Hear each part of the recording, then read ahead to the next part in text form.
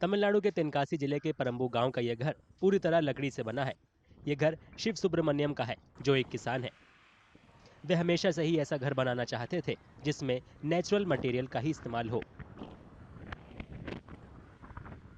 இந்த வீடு கட்டணுங்கிற எண்ணம் எப்படி வந்ததுன்னா, வந்து இப்ப இருக்க காலகட்டத்தில வந்து மணலும் வந்து கிடைக்கிறது அபூர்வமா இருக்குது. அப்படியே கிடைச்சாலும் எம்சாண்ட் தான் கிடைக்குது. சரியான மணல் இல்ல. 50 வருஷம் தான் கேரண்டி குடுக்குறாங்க கான்கிரீட் வீட்டுக்கு. அதனால வந்து அப்படியான ஒரு வீடு கட்டக்கூடாது, மாற்று வழியில கட்டணும். அ இயற்கையை வந்து சேதப்படுத்தக்கூடாது அப்படிங்கிற எண்ணத்தால, அதாவது என்னன்னு கேட்டீங்கன்னா, மரத்த வளர்த்துறலாம்.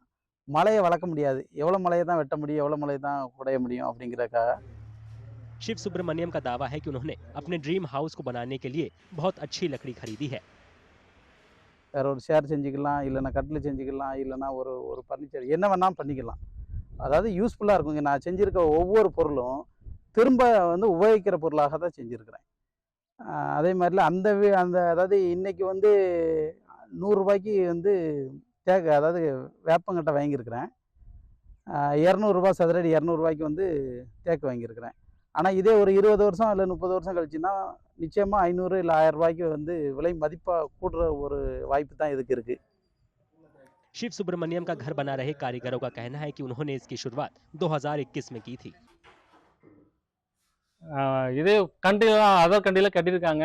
அங்குள்ள கிளைமேட்டுக்கு செட் ஆகும். இங்குள்ள கிளைமேட்டுக்கு என்ன ரிசல்ட்டும் எனக்கு தெரியாது. அந்த ஒரு பயத்தில் தான் நான் ஒரு 2 வருஷமா நான் டிலே பண்ணிகிட்டே இருந்தேன். கடைசியில் மரவீடு அவங்க கட்டியே ஆகணும், எப்படி இருந்தால் பரவாயில்ல, என் மரவீடு கட்டியே ஆகணும் அப்படிங்கிற ஒரு முடிவுக்கு ரொம்ப உறுதியாக இருந்தாங்க. அவங்களோட உறுதினால தான் இந்த மரவீடே கட்ட நான் முடிஞ்சுது. இதனால நிறைய எதிர்ப்புகள், வீட்டில் இருந்து எல்லா பக்கமும் நிறைய எதிர்ப்புகள். மற்றபடி நான் அதுக்கப்புறம் அவருடைய ஒரு கட்டாயத்தின் பேரில் தான் நான் பிளான் போட்டு டிராயிங்லாம் பண்ணி மரவீடை கட்டி இந்த அளவுக்கு சக்ஸஸ் ஆயிருக்கு. लगभग 500 स्क्वायर फीट में फैले इस घर को लिविंग रूम, बेडरूम और किचन वाले आम घर की तरह डिजाइन किया गया है।